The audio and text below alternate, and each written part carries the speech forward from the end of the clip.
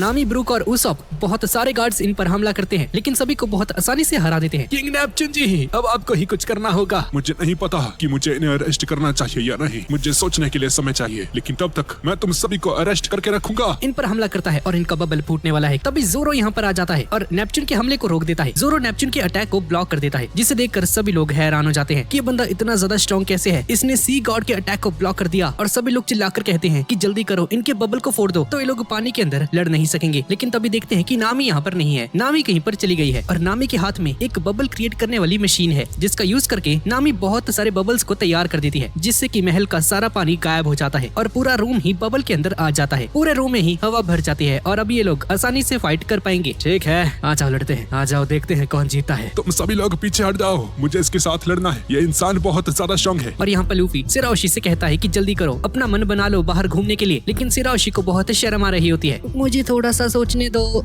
तुम 10 सालों से एक ही रूम के अंदर कैद हो, मैं तो पागल हो जाता। ये सुनकर सिराओशी वापस से रोना शुरू कर देती है। अच्छा ठीक है, सॉरी, अच्छा सॉरी भाई। अपना टाइम लो यार, पर जल्दी करो यार, थोड़ा डिसाइड करो, मैं बहुत ज्यादा बोर हो रहा हूँ। कितना रोती हो तुम। यहाँ पर योगो पैलेस के अंदर जोरो ने सभी को पीट कर बांध दिया है एक चेन के साथ। अबे साले जोरो, ये तूने क्या कर दिया? हम कोई बुरे पायरेट्स नहीं है, तूने यहाँ के राजा को ही किडनैप कर लिया। तुम्हें ऐसे इन्हें मारना नहीं चाहिए था। अब हम लोग विलन बन जाएंगे गधे। तो मैं क्या करूँ? हाँ, बैठ कर मार खाता इनसे। हाँ, और इन लोगों ने हम पर पहले हमला किया था, तो साले इन्हें डरा नहीं सकता था, डरा कर भाग जाते यहाँ से। हमें लूफी का पहले ही आता पता नहीं है, सनी भी नहीं मिली है अभी तक, हम कैसे भागेंगे? हाँ, अरे यार सच में ये लूफी कहाँ पर गया? नामी एक गार्ड की गाल को पकड़ लेती है। प्लीज मुझे बता दो तुम्हारे खजाने का घर कहाँ पर है प्लीज। अबे ओ नामी, तुझे खजाने की पड़ी है लालची औरत। किंग के गार्ड्स बोलते हैं कि हमें विश्वास नहीं हो रहा है सर कि इस जोरो ने आपको हरा दिया है। किंग कहता है कि हाँ, जब मैं उसके साथ लड़ने वाला था तो मेरी गर्दन और मेरी कमर में बहुत दर्द होना शुरू हो गया था और मैं उसके साथ लड़ नहीं पाया क्योंकि अब मैं बूढ़ा होता जा रहा हूँ। और तभी तीनों प्रिंस पैलेस पर वापस आ जाते हैं। प्रिंस एंट्रेंस के सामने जाकर कॉल करता है, लेकिन कोई भी इसके कॉल का आंसर नहीं करता। जोरो यहाँ पर आता है और ट्रांसपोंडर स्नील को पकड़ लेता है। कौन है तू? किसने कॉल किया है यहाँ पर? हाँ? अच्छा, तो तुम जोरो हो ना? तुम तो स्ट्राइट लूफी की क्रू के मेंबर हो। हाँ हूँ, तो क्या कर लेगा बे? दरवाजा खोलो, हमें अंदर आना है। मैं नहीं खोल सकता। और पीछे से सभी लोग चिल्लाना शुरू कर देते हैं। ये क्या, तुमने सबको हॉस्टेज बना लिया? हाँ, मैंने सभी को हॉस्टेज बना लिया है और अगर तुम नहीं चाहते कि मैं सभी को मार दूं, तो मैं जो बोलूंगा तुम्हें वो करना होगा। ठीक है, क्या चाहते हो तुम? हमारे शिप के ऊपर हमें एक नई कोटिंग चाहिए क्योंकि उसकी कोटिंग निकल चुकी है और हमें ये भी नहीं पता है कि हमारी 1000 सनी अभी कहाँ पर है। हमें उसे ढूंढने में मदद चाहिए। हमें हमारे चारों दोस्तों को भी ढूंढना होगा और ये काम तुम्हें करना होगा, समझ गए ना? जल्दी करो ताकि हम सही सलामत यहाँ से बाहर निकल सके। ठीक है, मैं ढूंढता हूँ, पर मेरी भी एक शर्त है, तुम्हें सभी हॉस्टेजेस को जिंदा वापस करना होगा। हाँ ठीक है, किसी को कुछ नहीं करूंगा, वादा करता हूँ। और फुकाबुशी कहता है कि जिम्बे ने इसे कुछ मैसेज देने के लिए कहा है लूफी को। मेरा कैप्टन यहाँ पर नहीं है, तुम मुझे वो मैसेज बता सकते हो। और बताता है कि जिम्बे का पहला मैसेज ये है कि होडी जोन्स नाम का एक फिशमैन पायरेट है, उससे फाइट बिल्कुल भी ना करे। और दूसरा मैसेज है कि जिम्बे सी फॉरेस्ट में इन सभी का वेट कर रहा है। ठीक है, समझ गया। और फुकाबुशी यहाँ से चला जाता है और ट्रांसपोंडर स्नील का यूज करके इसके किंगडम में जितने भी लोग होते हैं उन सभी को बता देता है कि हम सभी को स्ट्रॉ हैट क्रू के मेंबर्स को ढूंढना पड़ेगा और उनकी शिप को भी ढूंढना होगा। चारों तरफ इस खबर को फैला दिया जाता है और यहाँ के आम लोगों को यकीन ही नहीं होता है कि ये पायरेट इतने ज्यादा बुरे हैं। मुझे लगा नहीं था कि वो लोग ऐसे निकलेंगे। उन लोगों ने रिगो किंगडम पर कब्जा कर लिया है और हमारे प्रिंस को भी हॉस्टेज बना लिया है। कितने बुरे हैं वो लोग। हाँ, इंसान ऐसे ही होते हैं, हमेशा हम मरमेड्स और फिशमैन्स पर हमला करते रहते हैं, हमें बहुत टॉर्चर किया जाता है। और मैंने तो सुना है कि कुछ स्ट्रॉ हैट क्रू के मेंबर्स शार्ली मैम के पास है। बहुत सारे सोल्जर्स वहाँ पर चले जाते हैं इन्हें पकड़ने के लिए, लेकिन सिर्फ चॉपर ही यहाँ पर मौजूद होता है और चॉपर एक अलग ही फॉर्म में आ जाता है इन सभी से लड़ने के लिए। लेकिन सभी लोग चॉपर को पीटते हैं बहुत बुरी तरह से। रुक जाओ, सांची की हालत बहुत ज्यादा खराब है, मुझे उसकी देखभाल करनी होगी। लेकिन सांची यहाँ से बाहर निकल जाता है। ये चल क्या रहा है यहाँ पर? सिराओशी 2000 घंटे लगाकर ये डिसाइड करती है कि यहाँ से बाहर नहीं जाने वाली है। अगर मैं यहाँ से जाती हूँ तो पैलेस के सभी लोगों को बहुत मुश्किल हो जाएगी। अरे तू पागल है क्या? 10 सालों से एक ही कमरे में बंद है, मैं पागल हो जाता। तुमने मुझे खाना खिलाया, इसीलिए मैं तुम्हारा बॉडीगार्ड बनने के लिए तैयार हूँ। तुम्हें कुछ नहीं होगा, मैं तुम्हारी रक्षा करूंगा। चलो बाहर चलते हैं। क्या ऐसी कोई जगह नहीं जहाँ पर तुम घूमना चाहती हो? सी फॉरेस्ट, मैं सी फॉरेस्ट में जाना चाहती हूँ। और फिर से रो देती है। ये मेरा सपना है लेकिन मैं वहाँ पर कभी नहीं जा पाऊंगी। क्यों नहीं जा पाओगी? हाँ चलो वहाँ पर चलते हैं। और तभी क्वीन के रूम के बाहर बहुत सारे हमले करना शुरू कर देता है और ये हमला वॉन्डेड डेकिन कर रहा है। अरे ये क्या हो रहा है भाई? और यहाँ पर रिगो पैलेस में इन सभी को भी पता चल जाता है कि कुछ तो गड़बड़ है। वॉन्डेड डेकिन के हमलों की आवाज इन्हें भी आने लगती है। किंग नेपच्यून चिल्लाकर कहता है, सिराओशी के रूम के ऊपर फिर से हमला हो रहा है। हे स्वॉर्ड्समैन, हमें छोड़ दो, मुझे मेरी बेटी को बचाना होगा। कभी नहीं, तो मुझे ऑर्डर नहीं दे सकते। प्लीज मेरी बेटी के पास जाओ, वहाँ पर कोई भी गार्ड मौजूद नहीं है। अरे ये तो मोहम्मद प्रिंसेस है ना, मैं वहाँ पर जाऊंगा। और ब्रूक वहाँ पर चला जाता है। यहाँ पर सिराओशी धीरे धीरे अपना रोना बंद करती है। सच में तुम मुझे वहाँ पर लेकर जाओगे? ये मेरा सपना है। अरे यार चिंता मत करो, मैं तुम्हारी रक्षा करूंगा। मैंने एक डेविल फ्रूट खा रखा है, इसलिए मैं पानी में तैर नहीं सकता। बस तुम्हें मुझे पानी से बचा कर रखना होगा। ठीक है, तुम चिंता मत करो। ठीक है, तो ये तय रहा, हम बाहर जाएंगे, पर तुम बहुत ज्यादा बड़ी हो और सभी लोग तुम्हें आसानी से देख सकते हैं, इसलिए हमें फेस बदलना होगा। मेरे पास एक मस्त प्लान है। और यहाँ पर ब्रूक उस मिनिस्टर को यहाँ पर लेकर आता है, लेकिन जब पास में आते हैं तो देखते हैं कि सिराओशी के रूम के बाहर बहुत सारे पायरेट्स घायल पड़े हैं। वॉन्डरडेकिन पहले इस पर नाइव्स एक्स से हमला क्या करता था, लेकिन अब ये साक्षात इंसान फेंक रहा है इसके ऊपर इसे मारने के लिए। और तभी सिराओशी के रूम का दरवाजा खुल जाता है। मेगालॉग बाहर निकलता है और इसके ऊपर लूफी बैठा हुआ है और मेगालॉग के मुंह के अंदर सिराओशी है। भाई ये कैसे हो सकता है, ये तो छोटी सी थी, इतनी बड़ी। चलो जो भी है, चलो सी फॉरेस्ट की तरफ। यहाँ पर हम फ्रैंकी को देखते हैं जो कि टॉम की फैमिली से मिलने के लिए जाता है, उसके साथ बातचीत करता है और ये अभी लोग वापस आ रहे हैं। और टॉम वही बंदा है जिसने गोल्डी रॉजर की शिप को बनाया था और फ्रैंकी का मास्टर भी है और गोल्डी रॉजर की शिप को बनाने के जुर्म में जिसमें उसकी मौत हो गई थी, जैसा कि हम पहले के पार्ट्स में देख चुके हैं। ये सब कुछ फ्रैंकी के बचपन में हुआ था, इसलिए फ्रैंकी उसकी फैमिली से मिलने आया था। और ये लोग बताते हैं कि हमें मालूम है कि तुम्हारी शिप खो गई है, लेकिन वो एक ही जगह पर जा सकती है खोने के बाद। और हम लोग अभी जा रहे हैं सी फॉरेस्ट की तरफ। एक एक करके सभी लोग सी फॉरेस्ट की तरफ ये आगे बढ़ रहे हैं। और यहाँ पर सिराओशी अपने मन में सोचती है कि पिताजी, भैया जी, मुझे माफ कर देना, मैं डिनर से पहले वापस जरूर आ जाऊंगी, मुझे माफ कर देना। और मेगालॉग को यहाँ से जाते हुए देखते हैं ब्रूक और ये मिनिस्टर। अरे जल्दी चलो, घर के अंदर चलो जल्दी। प्रिंसेस सिराओशी कहाँ गई? घर के अंदर सिराओशी नहीं होती है। अरे मुझे लगता है सिराओशी को किसी ने किडनैप कर लिया है। अरे यार अब मैं क्या करूँ, मैंने तो उसे देखा भी नहीं था। और तभी सारे पायरेट्स उठ जाते हैं जो कि अभी यहाँ पर घायल पड़े थे। वो हमें मार डालेंगे। यहाँ पर एक स्विच है, जल्दी बताओ वो स्विच कहाँ पर है। अगर हमें स्विच का पता नहीं चला तो वॉन्डरडेकिन सर हमें मार देंगे। और एक कौन से स्विच की बात कर रहे हैं, इसके बारे में हमें आगे पता चलने वाला है। कुछ घंटे पहले फिशमैन डिस्ट्रिक्ट के अंदर जहाँ पर हार्डी जोन्स और वॉन्डरडेकिन ने कोलैब किया था, यहाँ पर ये सभी लोग एक बहुत बड़ा बबल का रूम तैयार कर देते हैं। यहाँ पर बहुत सारी हवा हो जाती है। ये इंसान कितने ज्यादा कमजोर होते हैं, पानी में सांस तक नहीं ले सकते। तभी वॉन्डरडेकिन यहाँ पर आ जाता है। मैं वॉन्डरडेकिन का डिसेंडेंट हूँ, मैं एक फिशमैन हूँ, लेकिन फिर भी मैं पानी के अंदर तैर नहीं सकता हूँ। लेकिन मेरे पास ये स्टार्स की पावर है, मैं तुम्हें इसके बारे में दिखाता हूँ। है सुना तुम सब लोग, मैं तुम्हें एक मिशन देता हूँ। अगर तुम सभी लोग इस मिशन को कंप्लीट कर देते हो तो तुम सभी को आजाद कर दिया जाएगा। लेकिन तभी हाची यहाँ पर आ जाता है। हाची की हालत बहुत ज्यादा खराब होती है। तुम ये क्या कर रहे हो होडी, तुम पागल हो गई हो क्या? तुम किंगडम को क्यों तोड़ना चाहते हो? तुम राजा को क्यों मारना चाहते हो? हाँ, मैं तुम्हारी आवाज भी नहीं सुनना चाहता, यहाँ से निकल जाओ। तुम लोग डरपोक हो, तुमने इंसानों के साथ दोस्ती कर ली, तुम्हारे बस की कुछ नहीं। मैं आर्लोंग सर का फैन हुआ करता था, जब वो एक पायरेट हुआ करते थे तब हम बहुत छोटे थे। और बोलता है कि लेकिन उन लोगों ने बहुत बड़ी गलती कर दी थी, उन लोगों ने अपनी पूरी ताकत का यूज नहीं किया था और हम लोग ऐसा कभी नहीं करने वाले, हम लोग उनकी गलतियों से सीखने वाले हैं। तभी वॉन्डरडेकिन यहाँ पर आ जाता है और अपने हाथों से हाची को छूता है। लाकान मैंने अपनी मार्क करने की एबिलिटी से तुम्हें छू दिया, मैंने तुम्हें लॉक कर दिया है। और एक खंजर को उठा लेता है और उसे हवा में फेंकता है और घूमकर हाची के शरीर के अंदर घुस जाता है। चारों तरफ घूम के वो हथियार हाची की तरफ ही लग जाता है। ये देखकर सभी लोग हैरान हो जाते हैं। हाची मैं तुम्हें मार डालूंगा। अपने हाथ में बहुत सारे एरोस को ले लेता है। तुम इससे बच नहीं सकते हो।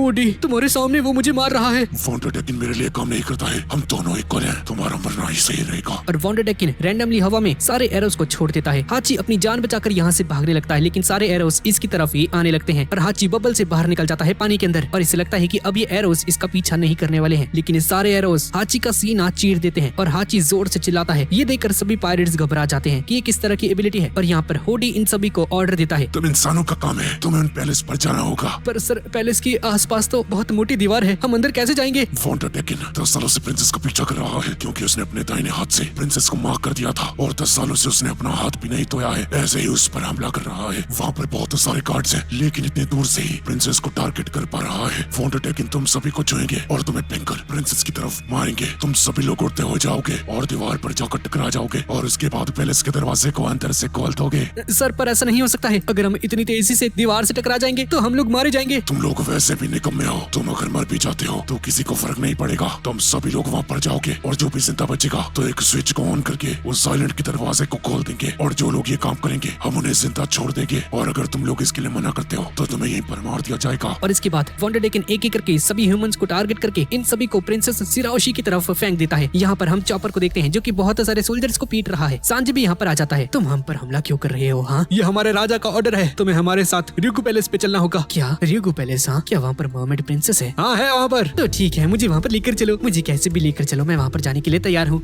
अबे सांजी पागल हो गया है। तुम्हें इस हथकड़ी को पहनना होगा। अबे हट। और सांजी सभी को पीटना शुरू कर देता है। साले, हमें हथकड़ी पहनाएगा तू? हाँ, अगर तुम मुझे हथकड़ी पहना देते हो तो मैं मर्मेड प्रिंसेस के लिए खाना कैसे तैयार करूंगा? ये सुनकर चॉपर और भी ज्यादा गुस्सा हो जाता है। अबे साले सांजी, तूने सभी को मार कर दिया। और तभी अचानक से हाची यहाँ पर आ जाता है। हाची बहुत ज्यादा घायल होता है, इसके पूरे शरीर में एरोस घुसे हुए हैं। अरे ये तो हाची है। लूफी कहाँ पर है? सभी लोग कहाँ हैं? सभी लोगों को एक जगह पर इकट्ठा करो, तुम सभी को यहाँ से भागना होगा। नो फिशमैन पायरेट्स यहाँ पर आ रहे हैं, तुम सभी को मार देंगे। वो लोग आ रहे हैं र्यूगु पैलेस को खत्म करने के लिए, तुम्हें यहाँ से भागना होगा। और ऐसा बोलकर हाची बेहोश हो जाता है। यहाँ पर र्यूगु पैलेस के अंदर ब्रूक और मिनिस्टर दौड़ते हुए आते हैं। अरे राजा जी, आपकी बेटी को किसी ने किडनैप कर लिया है। ये सुनकर नेपच्यून को गुस्सा आ जाता जाता है। यहाँ पर बहुत सारे पायरेट्स आने वाले हैं और इस पूरी जगह को तबाह कर देंगे। अरे ये क्या हो गया? यहाँ पर कोई आ रहा है हमें मारने के लिए। चिंता मत करो सब, मैं सभी को काट डालूंगा। और बहुत सारे पायरेट्स जो कि वांटेड डेकिन ने यहाँ पर भेजे थे, इन सभी से लड़ने के लिए यहाँ पर आ रहे हैं। यहाँ पर लूफी सिराओशी को लेकर आराम से घूम रहा है। तो कैसा लग रहा है सिराओशी 10 सालों बाद अपने रूम से बाहर निकलकर? हाँ मुझे बहुत अच्छा लग रहा है। ये कितना सुंदर है, मुझे बहुत ज्यादा खुशी हो रही है। मेरी हार्ट बीट बहुत तेज है। अच्छा तो तुम इसे एंजॉय कर रही हो? हाँ चलो अच्छा है। क्या इसे ही एडवेंचर कहते हैं? हाँ अगर तुम्हारी हार्ट बीट बढ़ रही है तो इसे ही एडवेंचर कहते हैं। और तुमने सी फॉरेस्ट के बारे में कुछ कहा था ना, वो कैसी जगह है? क्या वहाँ पर बहुत सारी मजेदार चीजें हैं क्या? नहीं, वहाँ पर एक ग्रेवयार्ड है। वहाँ पर किसी की समाधि है। मुझे 10 साल हो चुके हैं वहाँ पर गए हुए। और सी फॉरेस्ट में उस ग्रेवयार्ड के ऊपर जिम्बे बैठा होता है। 10 साल हो गया। छोटे छोटे प्रिंस और प्रिंसेस बहुत बड़ी हो चुकी होंगी। अब इसके बाद हम होडी जोन्स और वांटेड डेकिन के सभी चमचों को देखते हैं। सारे के सारे फिशमैन पायरेट्स एक जगह पर इकट्ठा हो जाते हैं। ये सभी लोग रेगू पैलेस के बाहर आ जाते हैं और रेगू किंगडम के सभी लोग इन्हें नोटिस कर लेते हैं। और होडी जोन्स चिल्लाकर कहता है कि हम लोग रेगू पैलेस पर कब्जा कर लेंगे और उसके बाद रेगू किंगडम को ही खत्म कर देंगे। और वांटेड डेकिन भी चिल्लाकर कहता है, सिराओशी, आज हमारी 10 साल की एनिवर्सरी होने वाली है और आज इस एनिवर्सरी के मौके पर तुम्हें मुझसे शादी करनी ही होगी। यहाँ पर निको रॉबिन मस्त अपना रिसर्च में लगी हुई है और एक बस स्टॉप पर आकर बैठ जाती है। इसके चारों तरफ किंगडम के बहुत सारे सोल्जर्स यहाँ पर आकर इसे घेर लेते हैं। क्या तुम ही निको रॉबिन हो? हाँ मैं ही निको रॉबिन हूँ। अच्छा तो इसका मतलब है कि तुम स्ट्रॉ हैट क्रू का एक हिस्सा हो, है ना? तुम्हें हमारे साथ चलना होगा। हम तुम सभी को कस्टडी में ले रहे हैं क्योंकि हमें तुम पर शक है। ऐसा बिल्कुल नहीं हो सकता, मेरे सामने से हट जाओ। और इन सभी को पीट देती है और बस के अंदर बैठ जाती है। मुझे लगता है किंगडम 100 साल पुराना है। शायद मुझे यहाँ पर पोनीग्लिफ के बारे में कोई क्लू मिल सकता है। यहाँ पर रेगू पैलेस के अंदर जोरो सभी पायरेट्स को बहुत बुरी तरह से पीटता है, लेकिन उसके बाद भी ये सभी लोग हार नहीं मानते हैं और कहते हैं कि हम लोगों को गेटवे का स्विच दबाना ही होगा, वरना वांटेड डेकिन और होडी जोन्स इन्हें जान से मार डालेंगे। लेकिन जोरो एक एक करके सभी को पीट रहा होता है। ये सभी लोग एक दूसरे पर हमला करते हैं। नामी, ब्रूक, उसप, ये सभी लोग इनके साथ लड़ते हैं। यहाँ पर सिराओशी, मेगालॉक क्या हुआ? तुम ऐसे बिहेव क्यों कर रहे हो? हाँ मेगालॉक के मुंह के अंदर अभी सिराओशी है और इसका साइज बहुत ज्यादा बड़ा है, जिसकी वजह से इसे बहुत दिक्कत होती है और एक बार गलती से इसे बाहर भी निकाल देता है, लेकिन वापस से इसे अपने मुंह के अंदर ले लेता है। हे तुम क्या कर रहे हो? तुम सिराओशी को गिराने ही वाले थे। अगर तुमने इसे गिरा दिया तो वो मर जाएगी। यहाँ पर नेपच्यून बहुत ज्यादा रो रहा होता है। प्लीज मुझे मेरी बेटी वापस कर दो।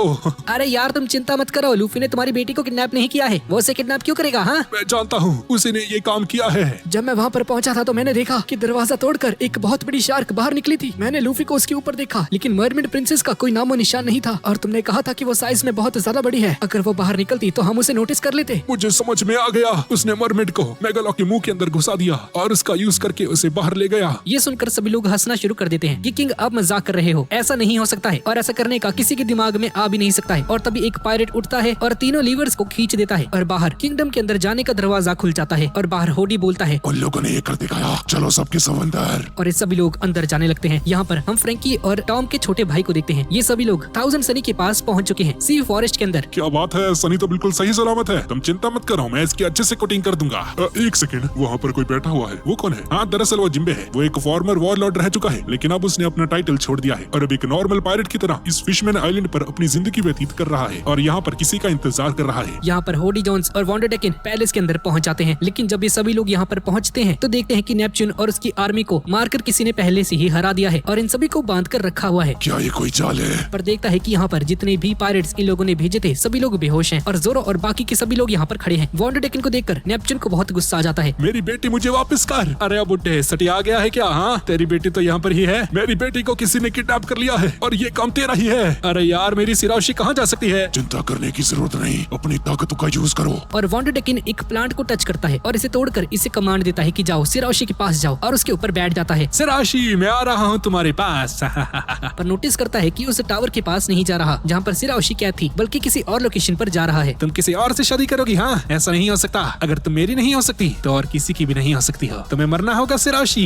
और यहाँ पर सिराओशी को उसके डैड की एक बात याद आ जाती है, जिसे याद करके ये बहुत उदास हो जाती है और इसे खुश करने के लिए लूफी फनी फनी चेहरे बनाता है, जिसे देखकर इस शार्क को बहुत ज्यादा हंसी आ जाती है और सिराओशी को बाहर निकालने ही वाला था, लेकिन वापस से इसे अपने मुंह के अंदर डाल लेता है। अरे यार संभाल के यार, इसे बाहर मत निकाल दियो, सभी लोग इसे देख लेंगे। यहाँ पर यूगू पैलेस के अंदर नेपच्यून बहुत ज्यादा रोना शुरू कर देता है और कहता है कि प्लीज मेरी हथकड़ियों को खोल दो, मुझे अपनी बेटी के पास जाना होगा, मुझे उसकी जान बचानी होगी। प्लीज इसे खोल दो। मुझे लगा नहीं था ये स्ट्रॉ हैट्स हमारी ही मदद करेंगे। और इसके हाथों में जो आर्लोंग का सिंबल है उसे देखकर नामी पहचान जाती है और बाकी के सभी मिनिस्टर्स बोलते हैं कि होडी जोन्स क्या तुम्हें शर्म नहीं आती? तुम एक समय पर किंग के ही सबऑर्डिनेट थे, उन्हीं के एक सोल्जर थे, लेकिन अब तुम इतने गंदे काम कर रहे हो। तुम लोग बेवकूफ हो, तुम्हारे पास आंखें नहीं। मैं यहाँ पर आया था कॉम्बैट एक्सपीरियंस लेने के लिए। मैं तुम्हारा कोई पालतू कुत्ता नहीं था। क्या तुम्हें पता है हमारे साथ इंसान क्या किया करते थे? जब हम छोटे थे तो हमारे दोस्तों को किडनैप कर ले जाते थे और आर्लोंग लूंगा अगर मैं बचाता था। मैं हमेशा से आर्लोंग जैसा बनना चाहता था। और बाद में जाकर उसने ईस्ट ब्लू में एक जगह पर कब्जा भी कर लिया था, लेकिन कुछ इंसानों ने पीट कर उसे जेल में भेज दिया। लेकिन हम लोग आर्लोंग जैसी गलती नहीं करने वाले हैं। हम लोग अपनी ताकत से पूरी दुनिया को अपने पैर के नीचे दबा कर रखेंगे। जिसके बाद हुडी अपने हाथ से एक पिलर को पकड़ता है और थोड़ी सी ताकत लगाकर ही उस पिलर को तोड़ देता है। ये देखकर सभी लोग हैरान हो जाते हैं, क्योंकि अभी इसने कोई पावर ड्रग भी नहीं ली है, लेकिन फिर भी ये इतना ज्यादा ताकतवर है। बाहर से बहुत तेजी से पानी अंदर की तरफ घुसने लगता है। जिसके बाद हुडी अपने हाथ में बहुत सारा पानी लेता है और चिल्लाकर कहता है,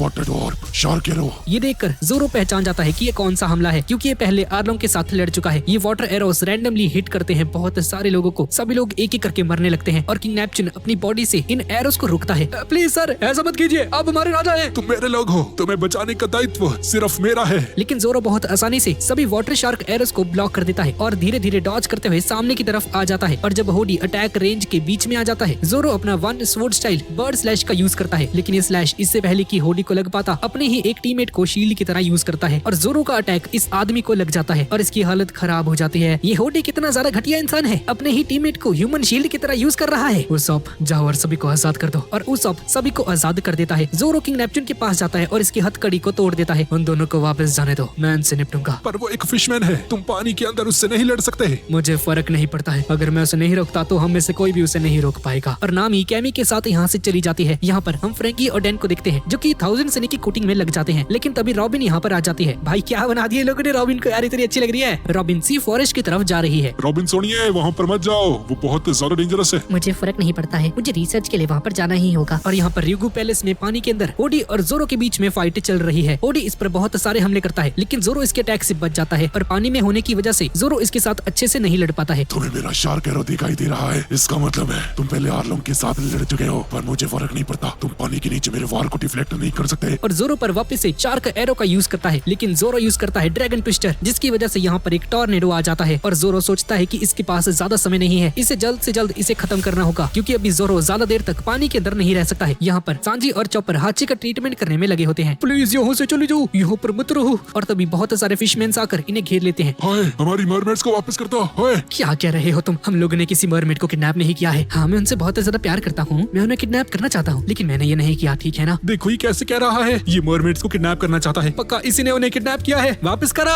और तभी लूफी भी यहाँ पर आ जाता है। ओए सांजी, चॉपर, क्या कर रहे हो भाई? लूफी नीचे आ जाता है। और ये क्या, इनका कैप्टन भी यहाँ पर आ गया? मुझे लगता है इन लोगों ने बहुत सारे मरमेड्स को किडनैप कर लिया है। मैंने तो सुना है कि इन लोगों ने रेगो किंगडम पर भी कब्जा कर लिया है। मुझे लगता है ये लोग सिराओशी को भी किडनैप करना चाहते हैं। नहीं, ये कभी भी पॉसिबल नहीं हो सकता है, क्योंकि सिराओशी का साइज बहुत ज्यादा बड़ा है। ये अकेले उसे कभी भी किडनैप नहीं कर सकते हैं। और यहाँ पर मेगालॉक की हालत खराब हो जाती है और प्रिंसेस सिराओशी को वॉमिट कर देता है और इन सभी के सामने सिराओशी आ जाती है, जिसे देखकर सभी लोग हैरान हो जाते हैं। अरे ये कैसे हो सकता है? ये लूफी तो सच में सिराओशी को किडनैप करने वाला था। कैसी हैं आप सभी लोग? हाँ, और चॉपर नोटिस कर लेता है कि सांजी सिराओशी को नहीं देख सकता है, और अगर इसने सिराओशी को देख लिया तो सांजी नोज ब्लीड से मारा जाएगा। हे सांजी, पीछे मत देखना प्लीज, तुम पीछे नहीं घूम सकते हैं। अगर तुम पीछे घूमते हो तो मर जाओगे, सीधा देखो। और लूफी भी नोटिस कर लेता है कि सभी लोगों ने सिराओशी को देख लिया है। अरे यार सिराओशी बाहर क्यों निकली? क्या तुम्हें समझ में नहीं आता? और लूफी की डांट सुनते ही सिराओशी रो देती है।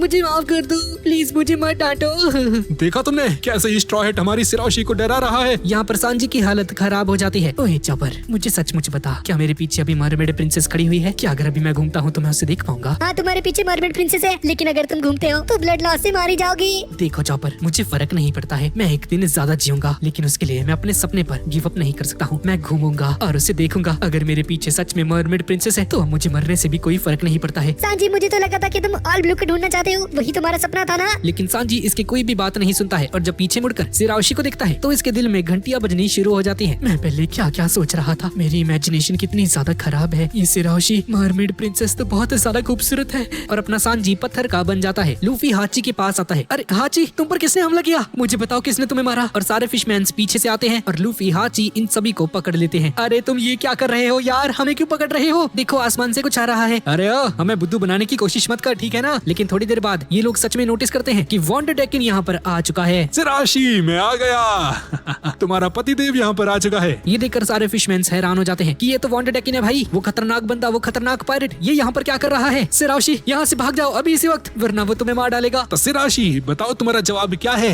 अगर तुम्हारा जवाब हाँ है तो तुम बच जाओगी, पर अगर तुम्हारा जवाब ना है तो तुम मारी जाओगी। मैं तुम्हें अभी इसी वक्त मार डालूंगा। तुम मेरे टाइप के नहीं हो। ये सुनकर सभी लोग चौंक जाते हैं। अरे ये क्या भाई, सिराओशी ने 10 सालों तक इसे इग्नोर किया क्योंकि ये इसके टाइप का नहीं है। अरे ये वो रीजन करने गया। पर वॉन्डर डेकन को बहुत गुस्सा आ जाता है। तो तुम्हारा जवाब ना है? हाँ, अगर तुम किसी और से शादी करोगी तो तुम्हें मरना होगा। सिराओशी, तुम जहाँ पर हो वहीं पर बैठी रहो, वरना मैं तुम्हें बचा नहीं पाऊंगा। और ये सभी के सभी विलेजर्स लूफी को घेर लेते हैं। मुझे तो लगता है ये भी वॉन्डर डेकन का एक कॉमरेड है, ये भी सिराओशी को मारना चाहता है। तुम सभी लोग मेरे रास्ते में आ रहे हो। और लूफी हाकी का यूज करके आसपास के सभी लोगों को बेहोश कर देता है। उसके बाद लूफी सेकंड गियर का यूज करता है, लेकिन इसके हाथ पैर अभी भी बंधे हुए हैं। वॉन्डर डेकन के सामने आकर अपने पैर से इसे पकड़ लेता है, अपने पैरों को घुमाता है और चिल्लाकर कहता है गम गम जेडो हैमर, और इसे नीचे जमीन पर पटक देता है। ये देखकर सभी लोग हैरान हो जाते हैं कि ये स्ट्रॉ हैट लूफी कितना ज्यादा स्ट्रॉन्ग है। इसने एक ही बार में वॉन्डर डेकन को हरा दिया। इसके बाद सिराओशी के पास आता है। सिराओशी, प्लीज मेरी इस रस्सी को खोल दो। लेकिन सिराओशी के हाथ बहुत ज्यादा बड़े होते हैं और उसे नहीं खोल पा रही होती। सिराओशी जल्दी करो ना। और सिराओशी वापस से रोना शुरू कर देती है, लेकिन किसी तरह से इसकी रस्सी को खोल देती है। हमें यहाँ से चलना होगा। और शार्क के ऊपर बैठकर ये सभी लोग यहाँ से चले जाते हैं। यहाँ पर वॉन्डर डेकन बहुत मुश्किल से उठ जाता है। वतात्सुमी, उन सभी को रोको। पानी के अंदर से वही इंसान जैसा दिखने वाला मॉन्स्टर जिसका नाम वतात्सुमी है बाहर निकलता है। लूफी के सामने आकर इसे रोकने की कोशिश करता है, लेकिन लूफी वापस से सेकंड गियर में आ जाता है और जेडो पिस्टल का यूज करके इसे नॉकआउट कर देता है और बोलता है चलो शार्क, फुल स्पीड में हम लोग जा रहे हैं सी फॉरेस्ट की तरफ। और आगे बढ़ने लगते हैं। यहाँ पर रियुगु पैलेस में नामी और कैमी यहाँ से भाग रहे हैं। क्या हमें उन्हें पीछे छोड़ना चाहिए नामी? तुम उनकी चिंता मत करो, वो खुद का ख्याल रख सकते हैं। अभी हमें सी फॉरेस्ट जाना होगा, वहाँ पर वॉर लॉर्ड जिम्बे है। मुझे लगता है जरूर उनके पास कोई इन्फॉर्मेशन होगी। मुझे जल्द से जल्द उनसे मिलना होगा। यहाँ पर पैलेस के अंदर नेपच्यून एक डिसीजन ले लेता है। लगता है हम लोग इस पैलेस को बचा नहीं पाएंगे। ओडी और इसके लोग बहुत ज्यादा शक्तिशाली हैं और मैं भी अपनी पूरी ताकत में नहीं हूँ। मैं इनके साथ नहीं लड़ सकता। हमें इस पैलेस को छोड़कर यहाँ से बाहर निकलना होगा और जब हम ताकतवर हो जाएंगे तो फिर से इन पर हमला करके हमारे पैलेस को वापस ले लेंगे। सभी सोल्जर्स को ये प्लान बिल्कुल भी अच्छा नहीं लगता है, लेकिन इन राजा की बात को मानना ही होगा। यहाँ पर उस सबको जोरो की बहुत चिंता हो रही होती है। ऐसे लगता है कि ये कुछ भी कर सकता है। पानी के अंदर एक फिशमैन से भी लड़ सकता है। उस एक बहुत बड़ी सांस लेता है और नीचे देखता है कि जोरो को लड़ने में बहुत मुश्किल आ रही है। और जोरो भी सोचता है कि अगर ये कुछ देर और इससे लड़ता रहा तो ये बेहोश हो जाएगा। लेकिन होडी इसके ऊपर शार्क एरोस का यूज करके कंटिन्यूअसली हमला करता रहता है। जोरो इसे बहुत मुश्किल से ही डिफेंड कर पा रहा होता है। उस वापस से बाहर आता है। ए जोरो! और जब वापस से नीचे जाता है तो देखता है कि होडी जोरो पर हमला कर रहा है। और तभी जोरो अपनी पूरी ताकत का यूज करके one sword style lion strike का यूज करता है और होडी को बुरी तरह से घायल कर देता है। ये देखकर इसके सबऑर्डिनेट्स हैरान हो जाते हैं कि ऐसा कैसे हो सकता है। ये एक मामूली सा इंसान है, ये एक फिशमैन को कैसे हरा सकता है। जोरो को सांस लेने के लिए ऊपर जाने की जरूरत महसूस होती है और होडी जोन्स के सभी लोग एक ड्रग को ले लेते हैं और इन सभी की ताकत 20 गुना तक बढ़ जाती है। हम सभी को मार डालेंगे। जोरो ऊपर जाने की कोशिश करता है और इसके पीछे सभी लोग इसे मारने के लिए आ रहे हैं। और पानी के बाहर उसप सोचता है कि अभी तक ये बाहर क्यों नहीं आया। ये जोरो बहुत ज्यादा जिद्दी है, बस उम्मीद करता हूँ कि ये सही सलामत बाहर आ जाए। और पानी के अंदर एक फिशमैन जोरो की टांग को पकड़ लेता है और एक एक करके ये लोग जोरो को घेर लेते हैं। जोरो भी इन सभी के साथ फाइट करना शुरू कर देता है। मुझे सांस की जरूरत है, मुझे ऊपर जाना ही होगा। तुम ऊपर नहीं जा सकते। मैं तुम सभी को फोड़ दूंगा।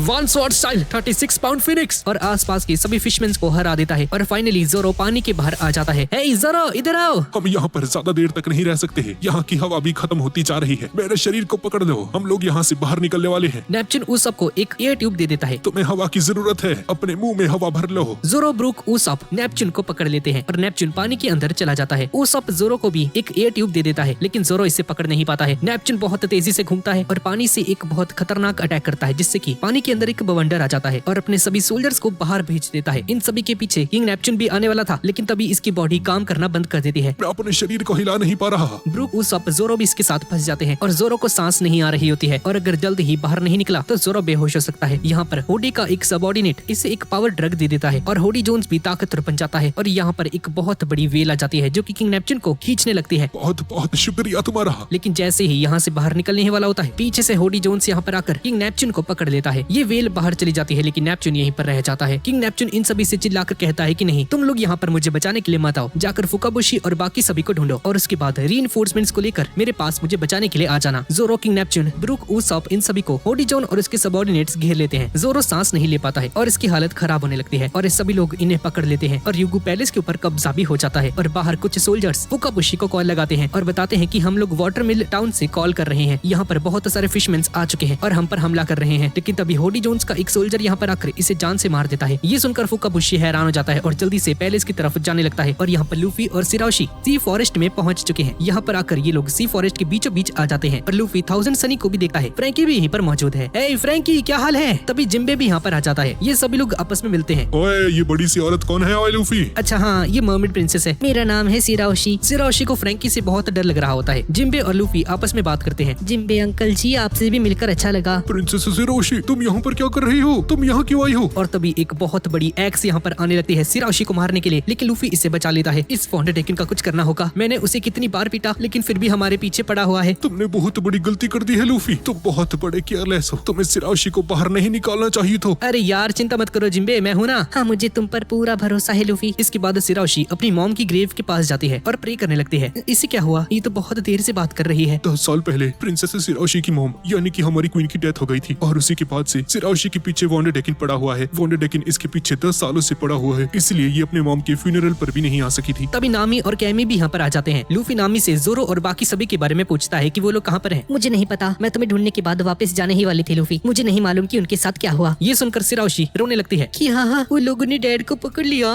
लूफी, मैं तुम्हें कुछ बताना चाहता हूँ। मैं तुम्हें ये बात 2 साल पहले बताना चाहता था, लेकिन तब समय नहीं था। वहाँ पर एक वॉर चल रही थी, इसलिए मैं तुम्हें नहीं बता पाया। सबसे पहले मैं तुम्हारा शुक्रिया अदा करना चाहता हूँ, क्योंकि ईस्ट ब्लू पर आरलोंग को तुम लोगों ने ही रोका था। ये सुनकर लूफी और नामी चौंक जाते हैं कि आरलोंग के बारे में जिनबे को कैसे पता है। और नामी को याद आता है कि आरलोंग भी एक फिशमैन है और फिशमैन आइलैंड का ही एक हिस्सा है, जिसका मतलब है कि आरलोंग यहीं से आया था। मैं तुमसे माफी भी मांगना चाहता हूँ। पर जिम्बे, माफी क्यों मांगना चाहते हो? वो इसलिए क्योंकि मुझे बहुत ज्यादा गिल्ट होता है, क्योंकि आरलोंग को ईस्ट ब्लू पर जिसने भेजा था वो कोई और नहीं बल्कि मैं था। ये सुनकर नामी को गुस्सा आ जाता है। अपनी मॉम की डेथ के बारे में सोचकर इसे बहुत ज्यादा गुस्सा आ जाता है। अब इसके बाद हम लोग रॉबिन को देखते हैं, जो कि धीरे धीरे चलते हुए सी फॉरेस्ट के अंदर जा रही है। बस थोड़ी देर और मुझे वो मिल जाएगा। और सी फॉरेस्ट के अंदर चली जाती है पॉनीग्लिफ को ढूंढने के लिए और उसे देखते ही पूरी तरह से हैरान हो जाती है। और यहाँ पर हम किंग नेपच्यून के सोल्जर्स को देखते हैं। एक एक करके बहुत सारे सोल्जर्स बाहर निकलते हैं और बोलते हैं कि किंग ने अपने आप को कुर्बान कर दिया। लेकिन उसके बाद भी हम बस इतने से ही सोल्जर्स बाहर निकल पाए हैं। लेकिन कुछ भी हो जाए, हमें जल्द से जल्द फुकाबाशी के पास पहुंचना होगा। यहाँ पर फिशमैन आइलैंड के सभी शहरों में ओडी के सभी सबॉर्डिनेट्स शहर वासियों के साथ जबरदस्ती कर रहे हैं, इनके घर तोड़ रहे हैं और किसी की तस्वीर को पैर से कुचलवाने की कोशिश करते हैं। लेकिन फिशमैन आइलैंड के लोग ऐसा करने से मना कर देते हैं। हम ऐसा नहीं कर सकते, हम इस तस्वीर के ऊपर पैर नहीं रख सकते, ये हमारे लिए भगवान जैसे हैं। अच्छा नहीं करोगी? हाँ तो तुम मरना चाहती हो। और जो लोग मना कर देते हैं उन्हें जान से मार दिया जाता है। हर जगह पर टॉर्चर चालू है और इन सभी को समझ में नहीं आता कि अगर ये लोग यहाँ से चले जाएंगे तो ये लोग रहेंगे कहाँ पर। सिर्फ फिशमैन आइलैंड पर ही रोशनी आती है। क्या तुम्हें समझ में नहीं आ रहा क्या?